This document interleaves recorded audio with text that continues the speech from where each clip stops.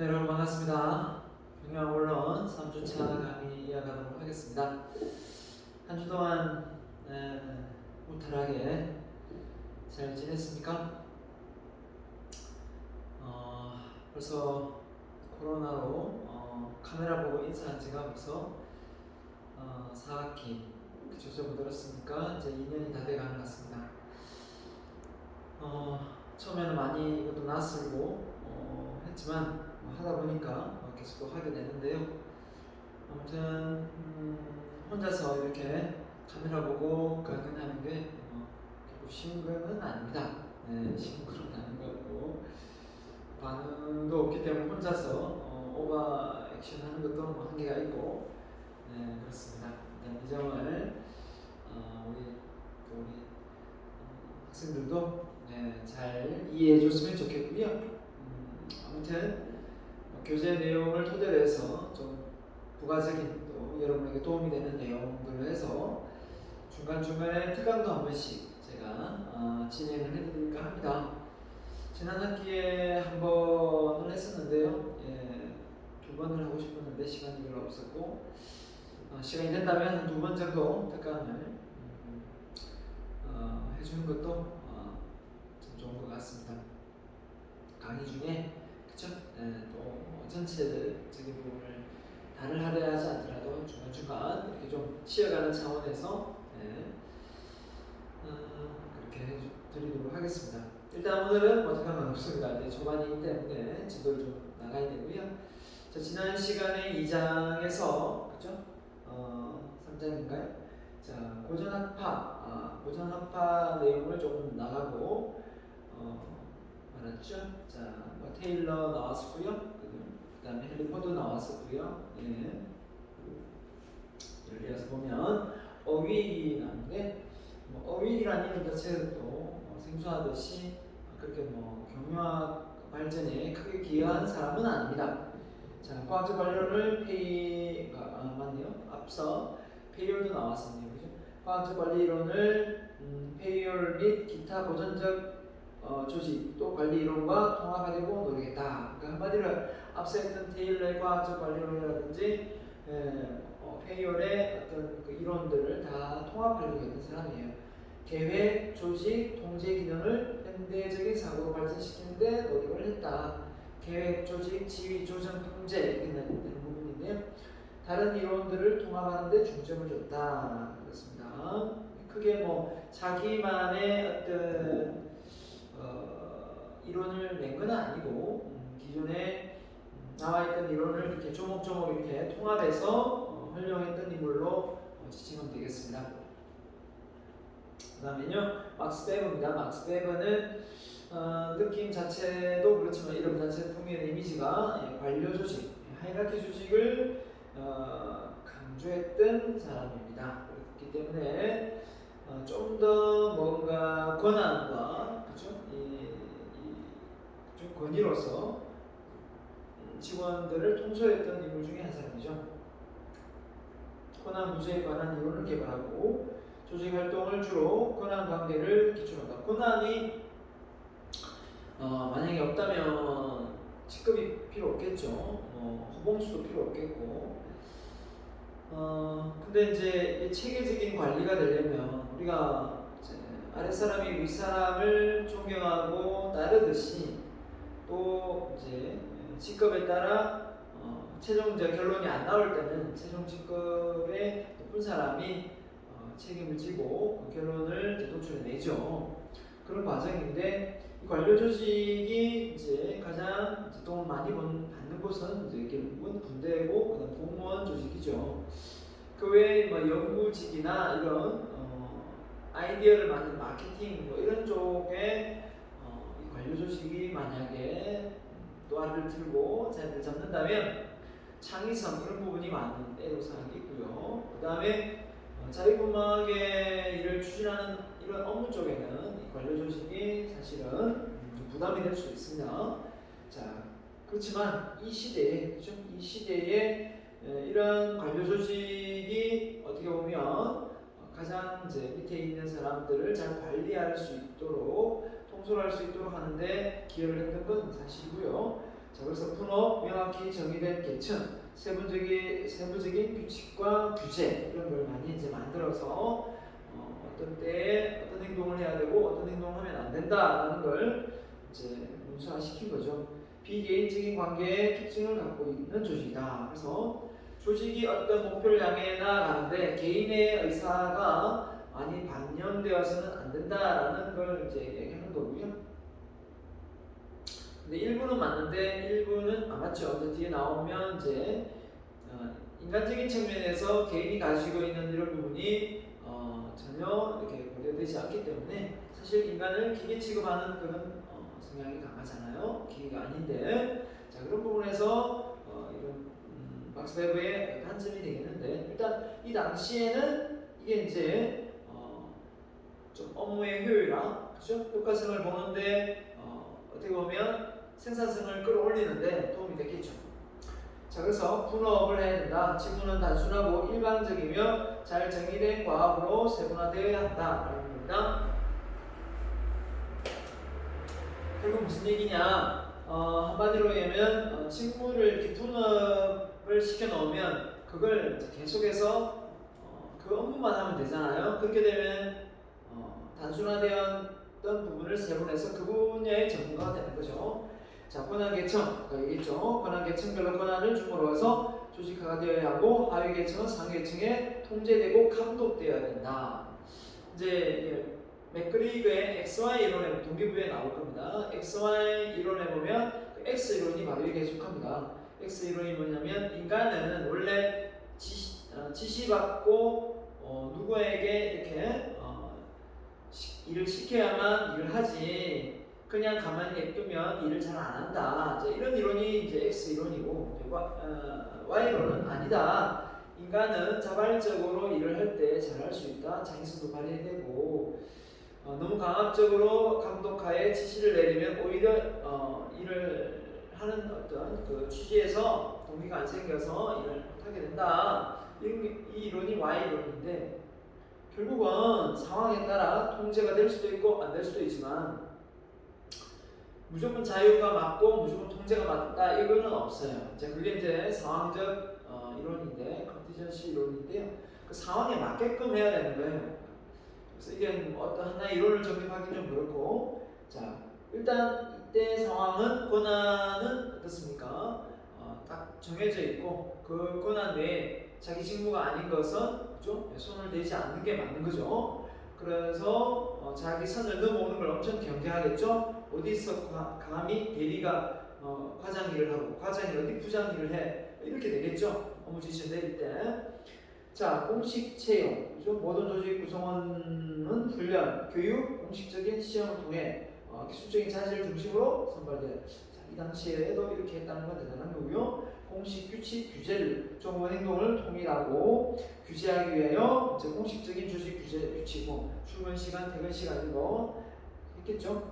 비개인적인 규칙 통제는 종업원 개성이나 개인적인 선호도에 관계없이 통일적으로 적용되어야 된다.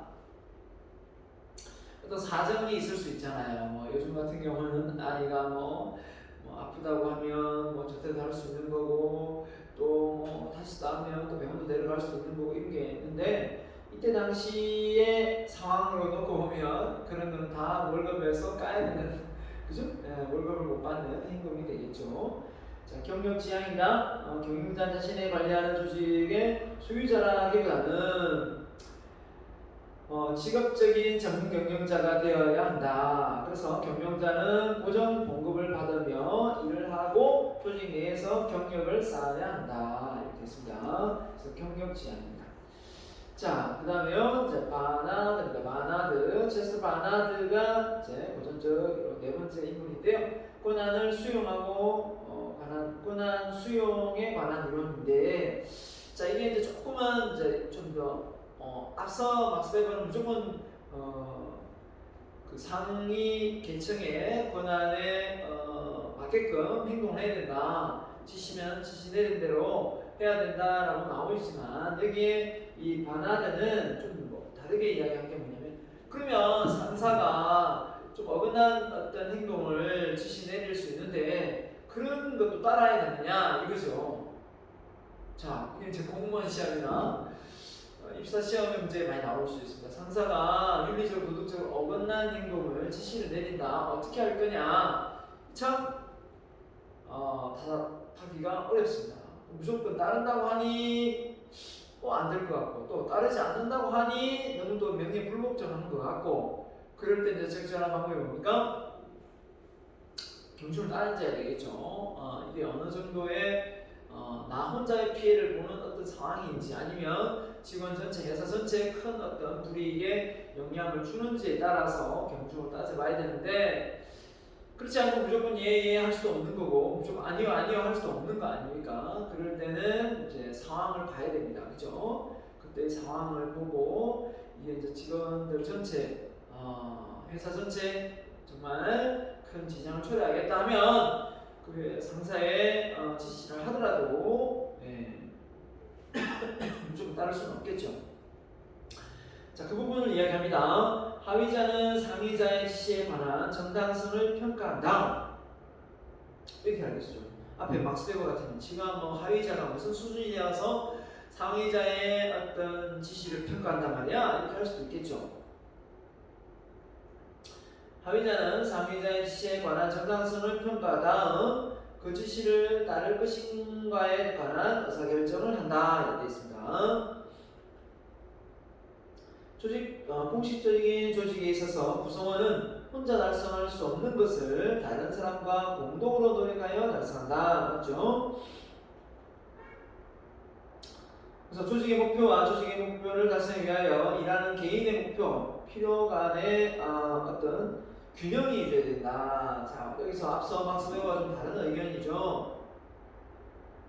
비개인적인 어떤 특성을 이야기했다면 이 막스베그하고 다르게 체스터 바나드는 조직의 목표, 조직의 목표를 달성하기 위하여 일하는 개인의 목표, 필요 간의 균형을, 개인도 어느 정도 그게 합당해야 된다 이거죠. 만약에 회사 매출을 많이 신장시키기 위해서 낮에도 일하고 밤에도 일하고 엄청나게 일을 시킨다고 가정했을 때 회사 매출은 올라갈 수는 있겠으나 개인의 삶뿐만 아니라 그 가정의 삶을 많이 그죠? 뺏는 거지 않습니까? 그랬을 때 어떻게 보면 주 5일제 근무가 회사를 위해 있는 건 아니잖아요. 주 5일제 근무가 구성원들의 어떤 복지나 이런 걸 감안했을 때 우리가 줄여나가는 거잖아요. 그죠? 우리나라 지금 OECD 국가 대비 상당히 노동시간이 멕시코 다음으로 2위인가 그렇거든요.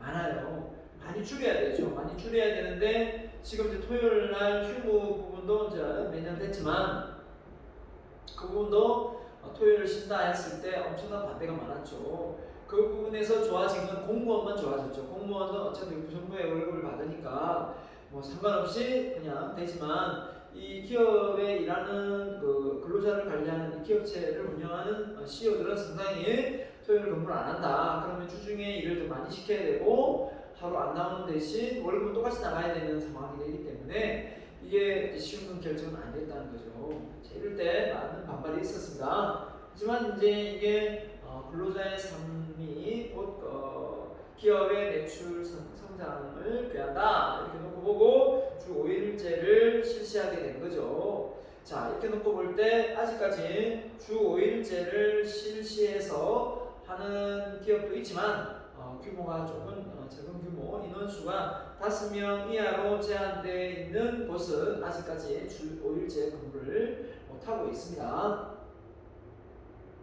여러분이 이제 기업에 들어갈 때, 조그만 중소기업 들어갈 때 직원이 최소한 5명 이하면 들어가면 안 되겠죠. 왜냐면 주 5일제 근무를 법적으로 규제할 수 있는 제재 방법이 없는데 만약에 그 이상이 되는 직원들이 고용하는 데는 어떻습니까? 법적으로 주 5일제 근무를 실시해야 되는 의무가 있습니다. 법이 규제하는 거죠.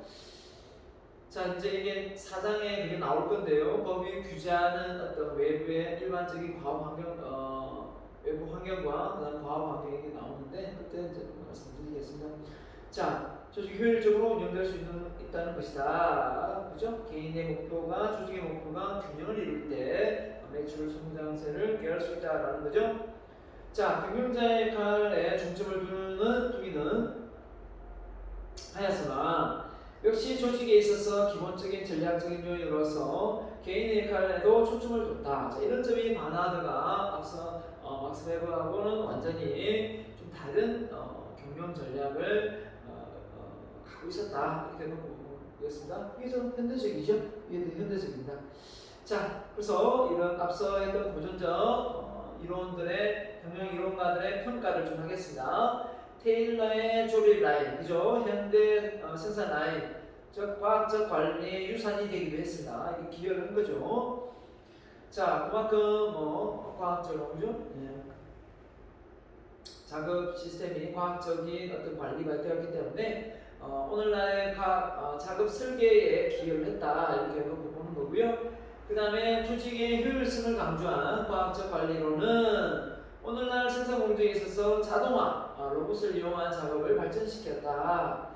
한마디로 얘기하면 오토매틱하게 만들어내는 어떤 공정상에 이런 과학적 이론들이 많이 영향을 주었다라고 볼 수 있는 거네요. 자, 그래서 고전, 그 다음에 현대 경영을 이해하는 데 있어서 가장 기초가 되는 개념이다. 됐습니다. 고전적 경영은 한계점이 뭐냐? 너무 경험에만 지나치게 의존하였다. 이렇게 보는 거죠. 현장을 통해서 이제 과학적 관리 이론이 나왔으니까 검증되지 않는 과정이 많았다. 그 다음에 비공식 조직을 고려하지 않았다. 한마디로 비공식 조직이 회식이나 이런 걸 통해서 직원들의 사기를 돕거나 야외 활동이나 어떤 체육 활동 이런 비공식 조직은 사실은 거론된 게 없잖아요. 그런 부분에 의해서 회사의 어떤 단계를 협동심을 기를 수도 있는데 의도되지 않은 결과를 가져올 수도 있고 그 다음에 인간을 기계에 했죠. 기계와 동일하게 취급을 했다는 점에서 상당히 기분 나쁘죠. 그 다음에 조직의 외부 환경을 전혀 고려하지 않았다. 그냥 외부 환경은 이제 우리가 과학 환경, 일반 환경 이렇게 있지만 그런 걸 전혀 고려하지 않고 그냥 기업의 생산성을 놓고 봤을 때 바깥은 생각하지 않고 내부 환경만 놓고 관리를 했다. 이렇게 보면 되겠습니다. 자, 이번에는 인간 행동학파. 자, 결국은 이제 앞서 우리가 많이 거론되어서 불만이 토로된 게 업무의 효율성과 생산성을 꾀하는데 인간을 너무 기계 취급한다. 그죠? 이렇게 본 거죠. 그러면 안 되지 않느냐. 자, 그래서 반기를 드러나는 겁니다. 자, 조직 내에서 개인의 태도도 있고 행동과 집단 과정에서 인간 행동을 하는데 인간 관계, 사람의 관계 속에서 업무 생산성이 올라갈 수 있잖아요. 그죠? 그 사람하고 관계가 안 좋고 일하기 싫은데 어떻게 업무 생산이 올라갈 수 있겠어요?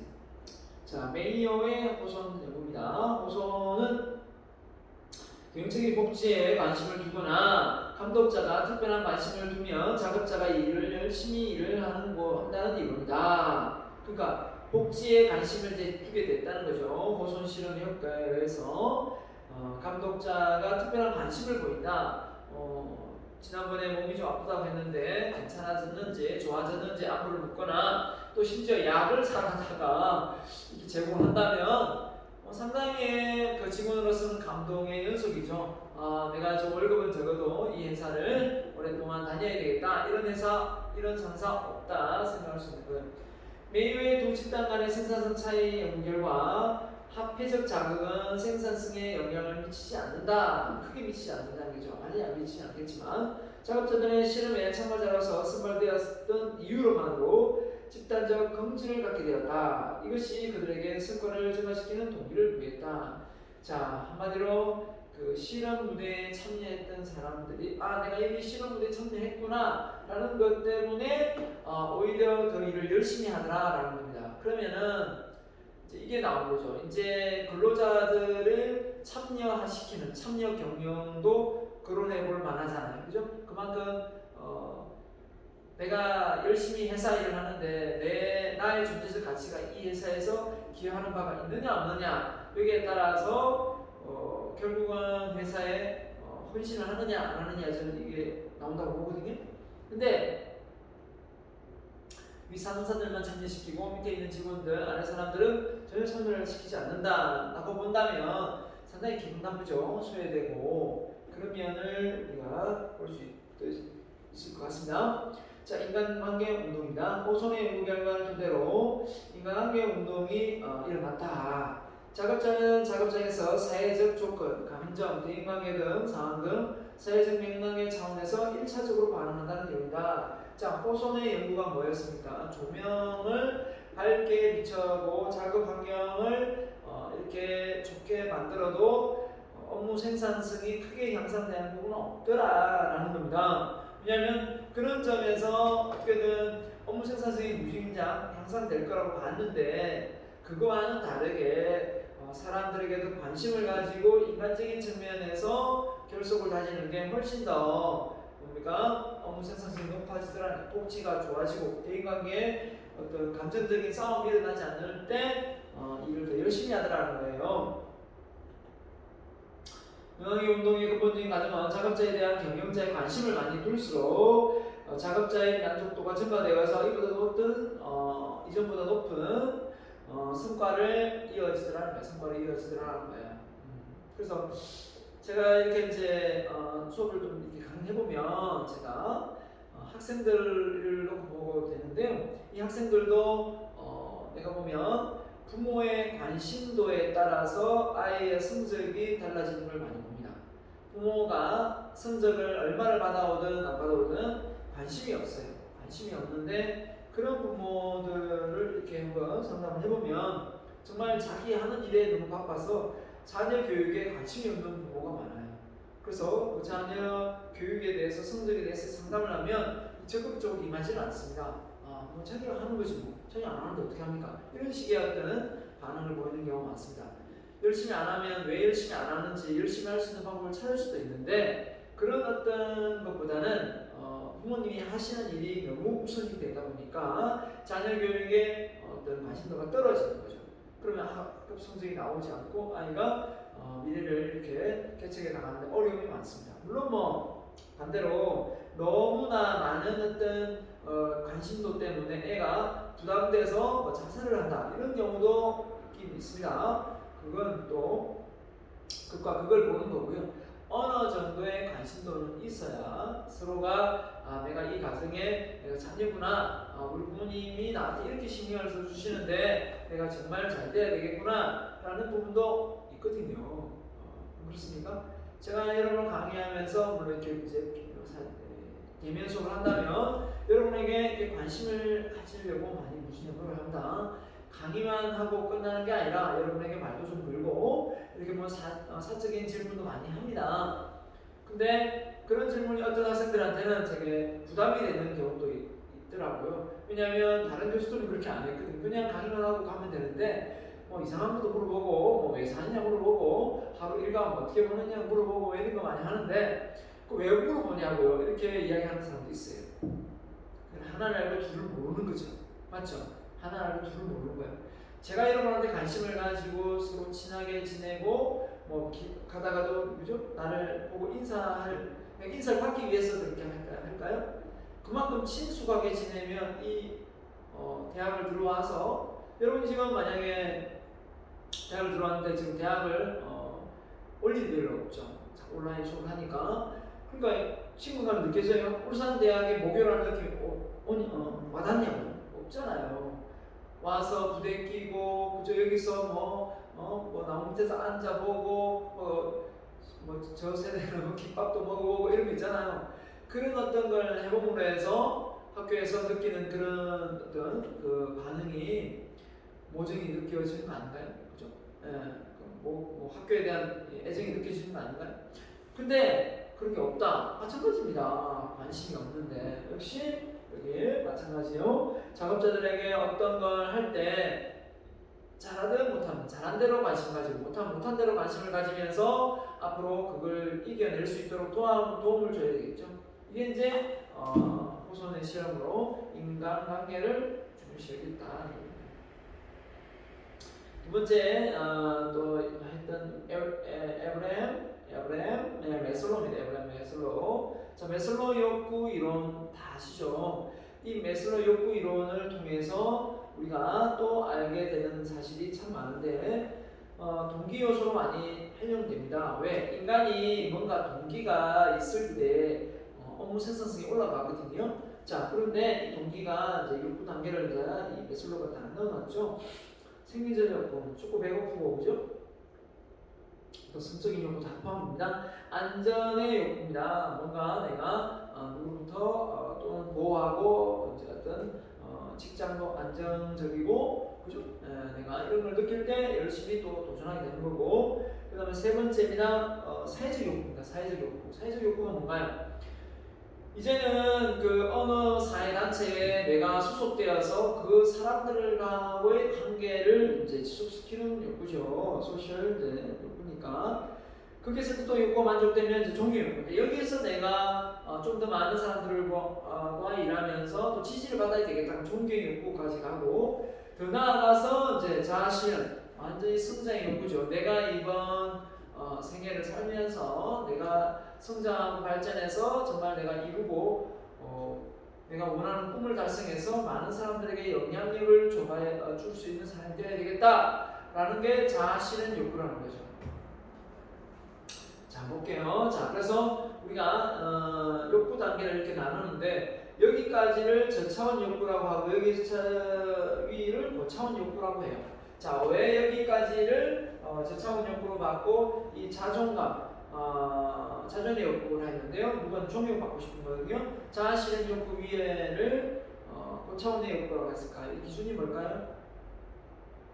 이 기준은 바로 이타심입니다. 이타심. 여기까지의 욕구는 자기 만족을 위해서 뭐든지 다 해낼 수 있어요. 자기가 느끼는 감정이기 때문에. 근데 여기까지 나 타인으로부터 존경을 받고 또 자기가 원하는 꿈을 실현시키는 거는 자기 혼자 잘 먹고 잘 살겠다는 마인드 가지고는 안 돼요. 안 됩니다. 그래서 우리가 어떻게 보면 후진국 수준일 때는 여기에 머물지만 선진국일 때는 이제 여기에 의식 수준이 올라가야 돼요. 의식 수준이 데이비드 홉킨스가 깨평기사 이포자중용 깨달은 평화 기쁨 깨평기사 사랑 깨평기사 이성 포용력 자발성 용기거든요. 자, 이 수준이 룩수수가 한마디 의식 수준가 높아서 행복을 느낄 수 있는 의식 수준이라는 거예요. 근데 그 밑으로 내려가면 자존심, 두려움, 수치심 이런 내용이거든요. 자, 그런 걸 느끼면서 행복을 느끼는 건 쾌락주의에 가까워요. 쾌락주의에. 그래서 쾌락주의 행복을 느끼면서 이게 행복이다 느끼는 사람은 술 먹고 그냥 알뜰딸한 그 기분을 느끼는 사람, 편안하면서 잠잘 때 느끼는 그걸 그냥 쾌락주의 행복이라고 보면 돼요. 잠잘 때 그 편안함을 느끼는 그 편안함이 의미와 가치 있는 거는 잘 없거든요. 그렇기 때문에 낮잠 자고 나서 느끼는 그 의미는 가치는 그렇게 없습니다. 쾌락주의죠. 한마디로 얘기하면 여기서 쾌락주의하고 여기서 의미와 가치 추구의 삶으로 바뀌는 단계입니다.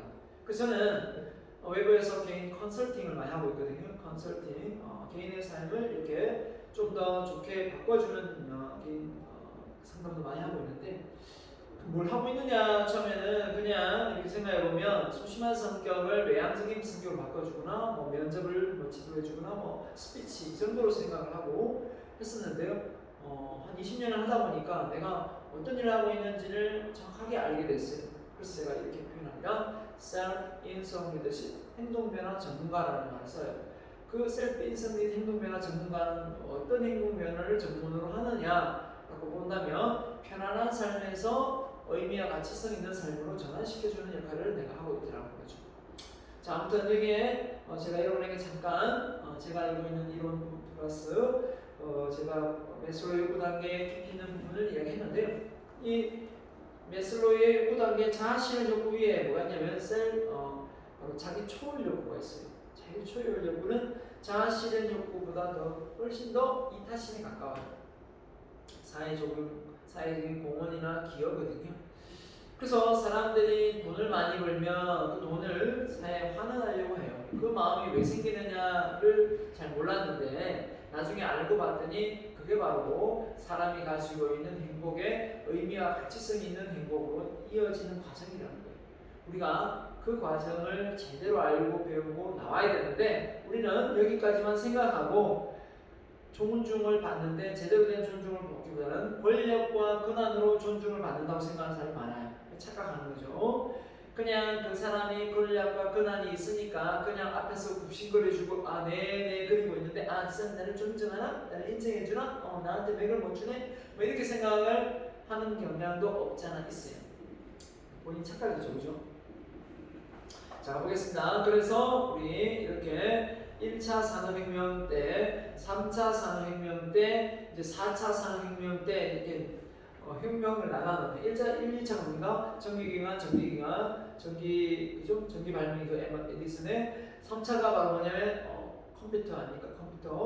컴퓨터가 나오고 4차 산업혁명의 AI, 인공지능, IoT, 사물 인터넷 뭐 이런 게 빅데이터가 이제 이쪽 3D 프린트가 여기 4차 혁명 시대의 부분이잖아요. 결국은 이 단계가 이렇게 산업혁명으로 나누어지듯이 방금 이야기했던 쾌락주의와 이 의미와 가치 추구의 삶으로 나눠지듯이 우리가 인생을 살면서 내가 느끼는 이 동기 수준도 저차원과 고차원이 있는데 이와 우리가 인생을 사는 거 고차원의 욕구를 느끼고 의미와 가치 추구형 인생을 살고 맞죠? 살아야 4차 혁명 시대에 걸맞게 우리가 살아갈 수 있지 않겠습니까? 자, 아까 말씀드린 대로 맥그리그의 XY 이론입니다. XY 이론이 왜 그런지 알겠죠? 앞서 고전학파들은 뭡니까? 인간을 좀 깊게 취급하고 업무의 효율성을 무조건 꾀했습니다. 근데 이제 인간 행동학파는 인간이 가지고 있는 이 동기에서 업무 생산성이 달려있다 이렇게 놓고 본 거죠. 너무 강압적으로 지시를 내리고 하면 오히려 반기를 든다. 그러니까 이상의 가정 중 X 이론보다 Y 이론이 더욱 적절한 관리 철학이다. 조직에서 어떤 문제가 발생할 때 Y 이론 가정에서 재활동을 조정해야 한다고 주장한다. 그걸 얘기해봅니다. 자, XY 이론이 뭔가 보면 자 원래 사람은 일하는 싫어하고요. 조직에 무관심하고요. 책임을 회피하고요. 강제 통제에 필요하고요. 통제를 안 하면 일을 안 하니까 선천적으로 악한 마음을 가지고 있고요. 비자발성입니다. 이렇게 보는 게 엑셀 이론이에요. 아직 뭐 이게 우리가 뭐 성선설, 성악설, 뭐 성무, 성설 이렇게 하면서 이론도 많이 있습니다. 그렇죠? 그렇지만 이 Y론에 보면 이런 사람은 일하기 좋아한다, 자기 관리 중심이다, 책임감이 강하다, 자아실현 욕구가 있다, 창조적 인간이다, 선천적으로 선한 마음을 타고났다. 이렇게 보는 게 Y론인데 이 맥그리그도 뭐라고 했습니까? X이론이 아니라 Y이론으로 관점에서 사람을 바라봐야 된다. 이렇게 본 거죠. 자, 그 다음에 아이지리스입니다. 인간관계 운동을 또 했던 세 번째 인물 크리스 아이지리스. 자, 사람이 풍기는 이미지도 엘빈 토플러처럼 아주 온화한 느낌이 드네요. 자, 작업자의 동기부여와 만족에 관하여 고전학파의 기본적인 가정과 호손 연구의 결과를 접목해서 경영자가 작업자를 지나치게 통제하면 작업자로 하여금 수동적이고 의존적인 행동을 유발한다. 책에 이게 수동적이 아니고 능동적으로 되어 있습니다. 오타입니다. 오타예요. 능동적인 게 아니고 수동적입니다. 능동적인 건 자발적으로 하는 거잖아요. 이 통제하고 막 관리하면 어떻게 능동적인 수동적으로 되지? 자, 이게 지금 또 선지자가 헷갈리는 부분입니다. PP합니다. 자, 작업자는 작업에 대하여 좌절감, 불만족을 느끼며 조직 목표 달성에 장애가 되는 행동을 하게 된다. 맞죠? 이래라 저래라 많이 통제하면 통제할수록 오히려 사람은 거부 반응을 보여서 되게 수동적으로 된다. 능동적이지 못하다. 알아서 일을 추진할 수 있어야 되는데 안 시키면 일을 안 한다 이거죠. 통제를 지나치게 강조하는 조직은 개인을 마치 미성숙한 사람으로 치고 그렇죠. 미숙함을 취급하는 거예요. 그래서 우리가 뭐 부모가 너무 많이 간섭하고 뭐 이거 했니 안 했니 챙기고 뭐 이거 해라 저거 해라 하면 짜증날 때가 있죠. 엄마 내가 어린애로 봐요. 내가 지금 대학생이에요. 뭔데 뭐 이렇게 해라 저렇게 해라 하는 거예요. 그리고 있고 아주 시집장가를 가도 엄마가 또 애기 치고 합니다. 그죠? 막 집을 막 마음대로 들락날락 그리고 뭐 결혼했는데도 불구하고 막 며느리도 있는데 그죠? 그런데도 불구하고 막 들락날락 그리고 아마 새벽같이 오고 막 또 밤늦게 안 가고 이러면 상당히 눈치 없는 시어머니 장모님이 될 수도 있겠죠. 시아버지도 마찬가지겠고요. 시어머니도 마찬가지겠고 아무튼 우리가 이런 걸 놓고 볼 때 통제를 지나치게 해서는 안 된다. 이렇게 보는 겁니다. 이게 오히려 생산성이 떨어지더라. 인간 동의 평가입니다. 자, 인간의 사회적 욕구, 집단의 과정, 상위자 하위자 간의 관계, 생산성에 영향을 미칠 수 있다고 주장했다. 맞죠? 어떤 사회적 욕구나 집단의 어떤 그 소속감, 상위자 하위자 간의 어떤 관계가 좋아야 된다. 인간관계가 이런 부분이 생산성에 영향을 미치더라. 앞서 뭐 작업의 어떤 조명에 이런 게 문제가 아니라요. 돈을 많이 주면 일도 열심히 이런 부분도 한계가 있더라 이거예요. 자업자의 개인적 기술만 강조하면 고전 이론과 한계를 극복하고자 한다. 그래서 개인적인 기술만 되면 업무 생산이 올라가는 게 아니다라는 거죠. 인간행동학과는 인간적인 동기부여 성격에 관한 문제를 완전히 해결하지는 못했다. 왜? 동기를 유발하는 게 꼭 그 매슬로의 욕구 단계뿐만 아니라 XY 이론, 맥그리그, 그죠? 아이지리스 통제를 들었다. 이것만 가지고 동기되는 건 아니니까요. 끊임없이 사람을 동기시킬 수 있는 아이템은 나와야 됩니다. 자, 개인의 심리적, 사회적 차원으로 조직 성과 중에 일부밖에 설명하지 못했다. 조직의 전체적인 관점에서 보면 역시 경영활동의 여러 고려적 요인 중에 일부에 속하는 차원이라는 한계가 있다. 그래서 이것 역시도 앞으로도 많은 연구가 진행되어야 된다라는 겁니다. 자, 그 다음에 계량 경영 이론입니다. 계량 경영 딱 느끼는 게 뭔가를 수치화시키는구나, 측정하는구나, 계량 이런 느낌이 들죠. 그래서 수학적 모델을 많이 적용시킨다. 문제 해결, 의사결정에 있어서 계량적 기법이라는 거예요. 네?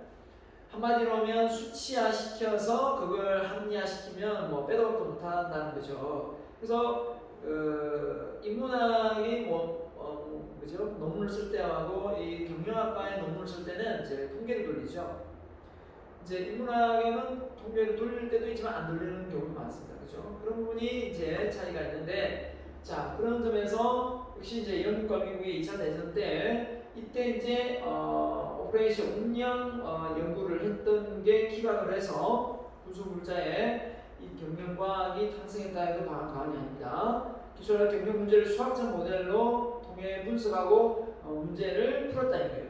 그래서 수학적 모델, 어떤 시스템, 과정, 관계성을 단순화하여 수학적 공식으로 표현한 것이다 했는데, 경영 문제와 관련된 변수에 추출하고 변수 간의 관계를 수학적으로 분석해서 최적해를 도출해내면서 변수값을 결정한다. 그걸 이제 통계를 통해서 우리가 어느 특정 값이 나오면 이게 이제 영향을 주는구나, 변수가 안 주는구나, 이걸 이제 도출해내는 겁니다.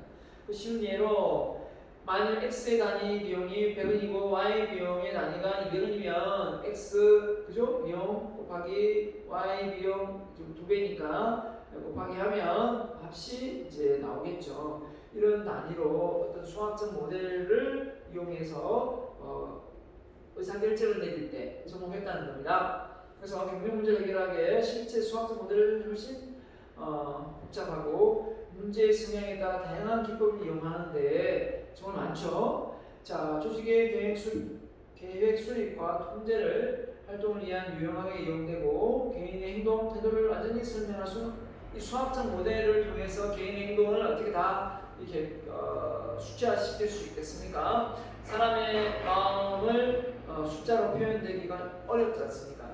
자, 수학적 모델 자체가 현실과는 거리가 먼 가정이라는 제한된 점이 있다. 예. 그래서 회계 분석을 통계를 통해서 많이 합니다. 자, 시스템 이론입니다. 시스템은 모든 게 연결되어 있다. 시스템이 가동돼. 시스템 가동 이렇게 하지 않습니까? 시스템화되어 있다는 것은 자동화되어 있다라는 거죠. 모든 게 하나의 어떤 제품이 만들어내는데 어느 하나의 공정을 거치는 것이 아니라 여러 가지 공정을 거쳐서 그게 우리한테 완제품이 오잖아요. 그래서 경영 이론은 시스템 접근은 루이비히 폰 베르탈란 P의 가정에 제청한 일반 시스템 이론으로 근원이 됩니다. 일반 시스템 이론의 주요 전제는 실체의 활동은 하나의 시스템으로 이해될 수 있다는 점입니다.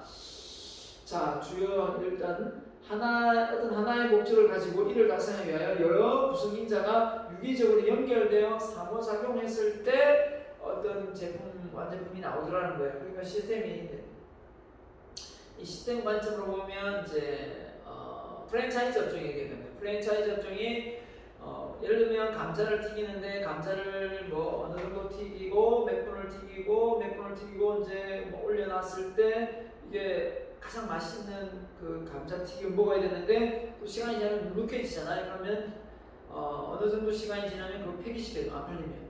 그런 시스템이 이제 시스템이죠. 예, 그런 걸 잘 만들어 놓으면 프랜차이즈 업종이 만들어지는 겁니다. 프랜차이즈 업종을 하는데 맛이 지역별로 다르다. 프랜차이즈는 아닌 거죠, 그죠? 예. 자, 시스템의 속성이 뭐냐? 목표가 있으면 그 목표를 기반으로 구조를 만들고 연결되어 있어야 되겠죠. 기능적으로 목표를 달성하기 위해 상호작용하면서 결국은 전체적인 부분에서 결합되어 실체가 나와야 되는 겁니다. 이게 이제 시스템의 속성이에요. 그죠? 목표가 있어야 되고 서로 구조적으로 유기적으로 연결되어 있어야 되고 그리고 상호작용해야 되고 쌍방이 구성인자 하나로 결합되어 실체가 나와야 된다. 결과물이 나와야 된다 이거죠. 자, 그래서 주변 모든 실체 시스템으로 파악할 수 있다. 그죠? 인체나 우리 뭐 근육하고 뭐 이 힘근 이 그죠? 다 이 정신하고 연결되어 있으니까 땡기고 하잖아요. 지금 안에 손이 움직이는 건 아니니까 기업 학교, 병원, 자동차, 우주선, 통신시설, 인터넷 모든 것이 다 시스템으로 연결되어 있습니다. 제 차가 좀 오래돼가지고 차가 제너레이터가 나갔어요. 제너레이터가 어떤 기능을 하냐면 그냥 알아두세요. 여러분이 뭐 나중에 운전할지 모르겠지만 자동차를 운전하다 보면 기름으로 차가 돌아가지 않습니까? 돌아가면 결국은 차 안에 엔진은 그 기름으로 이제 부동을 일으켜서 바퀴는 돌아갈 수도 있겠지만 그걸 제외하는 다양한 뭐 조명이라든지 또 뭡니까 안에 뭐 에어컨이라든지 이런 걸 가동하고 조명을 이제 불을 켠다든지 이런 거는 제너레이터가 전기 에너지를 만들더라고요. 그 힘을 받아서 전기 에너지를 그 제너레이터가 나가버리니까 엔진은 기름이 많아서 가는데 제너레이터 고장나서 전기 에너지를 만들어내지 못할 거예요. 그러니까 어떻게 되겠어요? 자동차가 엔진은 꺼지지 않아야 되는데 엔진을 관장하는 많은 전자 제어 장치들이 스톱이 되어버리면 나중에 엔진으로 멈춰버리는 거죠. 차가 멈춰버리는 거예요. 자, 그런 상황의 위기에 놓여 있었는데요. 언양에서 그 상황이 됐어요. 갑자기 제너레이터 나가서 그런 상황에서 울산까지 와 있는데 20km 정도는 왜냐하면 배터리가 충전되어 있는 게 있으니까 그 배터리 힘으로 제어가 되는 거예요. 근데 그 배터리가 완전히 방전되면 전기가 없잖아요. 충전해 놓은 게. 그러면 그 나머지의 공조 장치가 관련되어 있는 전자기기, 뭐 헤드라이트, 프리미어 이게 다 나가는 거예요. 그래서 자동차가 멈춰서는 거죠. 그런 상황에서 이동을 해서 제네레이터를 제가 가는 적이 있어요. 비용 비쌌는데 아무튼 그런 걸 놓고 보면 이게 다 연결되어 있는 거잖아요. 자동차도 마찬가지듯이 역시 사람도 마찬가지입니다. 그죠? 이 허리가 좀 안 좋으면 사람이 정말 무슨 하나 된다나요? 그러면서 허리가 안 좋으면 뭐든 잘 할 수가 없어요. 그죠? 허리가 좀 안 좋은데 왜 뭘 할 수 없냐? 뭐 상을 하나 들을 수 있습니까? 물건 하나 들을 수 있습니까? 이렇게 막 유동하는 것도 힘들고 움직이는 것도 힘들어요. 그런 것처럼 모두가 다 연결되어 있다. 이게 시스템 사고입니다. 그래서 시스템은 개방되어 있어야 되지 폐쇄 시스템을 가동하면 안 된다. 한마디로 얘기하면 이 유기적인 어떤 상황에 있어야지 이게 이제 환경과 상호작용해야만 그 조직이 무너지지 않는 거지 않습니까? 자, 그 다음에 하위 시스템 나오는데요. 우리가 이제 이 시스템이 가동되기 위해서는 이제 마케팅을 놓고 보면 기업의 어떤 성과를 놓고 보면 이제 맨 밑에 그 하부 시스템을 뭘로 보냐면 마케팅, 생산, 재무, 인사 이런 부분이 어떻게 보면 하위에서 잘 베이스를 깔고 해줄 때 경영이 잘 이루어지는 거죠. 그 위에 이제 연구개발비가 투자되고 그죠? 이렇게 해서 전략을 짜는 거지 않습니까? 근데 이 마케팅, 생산, 제공 이거 가장 기본이 되는 거죠. 어떤 경영을 하는 데 있어서 이걸 이제 하부 시스템을 본 거예요. 그래서 서로 상호작용하면서 이루어질 때 기업이 잘 경영된다라고 보는 거죠. 그래서 보세요. 하위가 이 경영청의 시스템, 중간 경영청, 최고 경영청인데 이 하위 경영 관리의 어떤 시스템이 만약에 마비가 되거나 잘 가동되지 않는다면 이게 전체적으로 운영되기 어렵다 이렇게 보는 거죠. 그게 시스템 이론입니다. 그래서 우리가 많이 시스템 이론을 하다 보면 시너지 효과가 나야 된다. 시너지 이론하는 시너지가 뭐예요? 한마디로 여러 사람들과 일을 했을 때 더 일이 효과적이다. 1 더하기 1이 2지만 2가 넘었을 수도 있다는 거예요. 그죠? 또는 이제 여러 사람이 일을 하다 보면 또 일을 안 하게 돼요. 줄 달리기를 줄 달리기. 네. 줄 당길 때 내가 안 당겨도 다른 사람이 잘 당기겠지 하면서 힘을 덜 쓸 수도 있잖아요. 줄 당길 때. 그죠? 그런 경우도 해당될 수 있는 거고요. 시스템 경계입니다. 모든 시스템은 다 이렇게 개방되어 있는 것은 아니고 하나의 시스템 속에 외부와의 어떤 경계가 있어야 되지 않겠어요? 그런 부분에서 시스템은 개방되어 있긴 하지만 무제한 개방되어 있지 않고 또 구분되는 부분도 경계가 있어야 된다. 바운더리가 그래야만 어떤 그 외부와 내부의 어떤 확인하는 부분을 통해서 가동이 될 거 아닙니까? 자, 그래서 시스템 이론 그럽니다. 정보, 원료, 그 다음에 에너지 이런 투입 요소가 인풋 대비 변화하는 과정을 통해서 아웃풋, 생산성이 나오는데 생산품들이 나오는데 이런 흐름이 없다면 결국은 제품은 나오지 않는 겁니다. 그런데 잘 만들 수도 있고 못 만들 수도 있겠죠. 그럴 때는 피드백이 필요한 거고요. 그래서 이런 조직 시스템의 가동이 인풋, 물적, 인적, 재무 정보를 하위 시스템이죠. 투입시키면 여기에 변화, 리더십이 될 수도 있고 어떤 환경적인 조건이 될 수도 있겠죠. 그걸 통해서 리더십 역량을 통해서 많은 제품군이 나오겠죠. 원하는 처음에 계획, 목표 달성보다 그게 나왔으면 다행인데 만약에 원하는 결과 나오지 않으면 다시 피드백해서 그죠? 뭐가 문제인가 그런 걸 다시 조율해서 다시 또 인풋을 해야 되겠죠. 바로 상황 적합적 제공 방법입니다. 최종 단계인데요. 이제 앞서 고전적 인간 행동학과 그다음에 시스템 사고 이제 다음에 이제 상황 적합인데 컨디션시죠.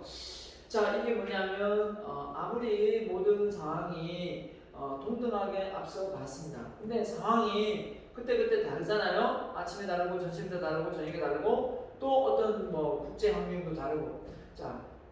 외적으로 구분해서 뭔가 상황이 다를 수 있다. 북한이 미사일을 쏠 때하고 안 쏠 때하고 차이가 있듯이요. 조직 성과에 영향을 미치는 유일한 자세 방법은 이런 존재하지 않으며 상황에 따라 다르다는 것을 강조한 거다.